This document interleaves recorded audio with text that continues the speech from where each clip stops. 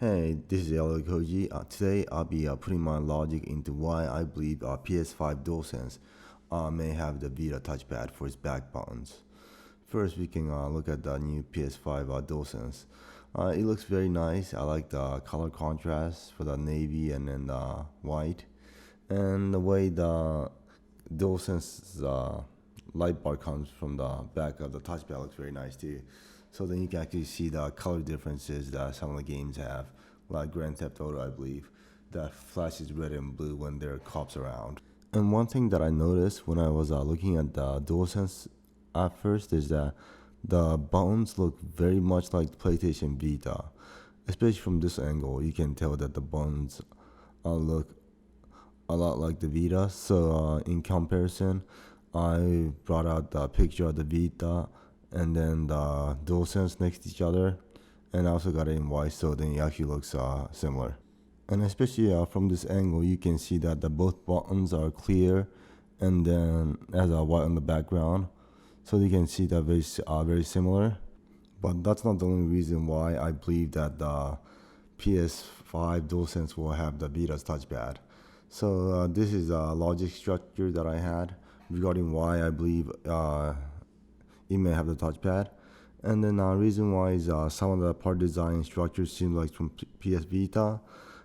And then the back attachment for PS4 was released at end of 2019. So I assume that there should be some kind of application to PS5 DualSense as well too.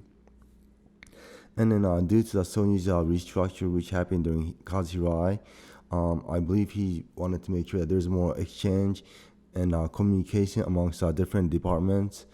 So I believe that's why the DualSense creation came about. And also around the beginning of 2019, the PlayStation Vita's production ended. And then now that the production ended, probably some of the manpower and production were transferred to PS5 when PS5 was being developed. And also seeing how the back of the controller for the DualSense seems very flat, the best way to have the buttons would be to have like Vita's touchpad. And by having Vita's touchpad, you can have multiple buttons as well too. And then if they can also incorporate the haptic feedback into the touchpad, they might be able to create some kind of interesting sensation that you might be able to feel from the touchpad. Well, while we're on the PS5 topic, I just want to go over why I hope and predict why PS5 may have full backwards compatibility. And then I believe that if they can do PS3, they should be able to do PS2, because PS3 should be the most difficult system to replicate. So this information I found on NeoGAF on back in January. And then this is from the patent from Sony, where backward compatibility through use of spoof clock and fine-grained frequency control could make the backwards compatibility possible. So I think in an easy way to understand that is with this patent, PS5 should be able to achieve backward compatibility through tricking the CPU to think that the frequency has been changed, thus enabling backwards compatibility to PS3 and PS2, and also be able to play PS1 game as well too.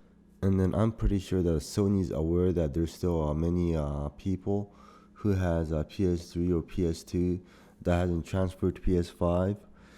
So they probably want to be able to get those users to PS5, and then by having that backwards compatibility, those users will still be able to play their games that they still have, and also enjoy PS5 as well too.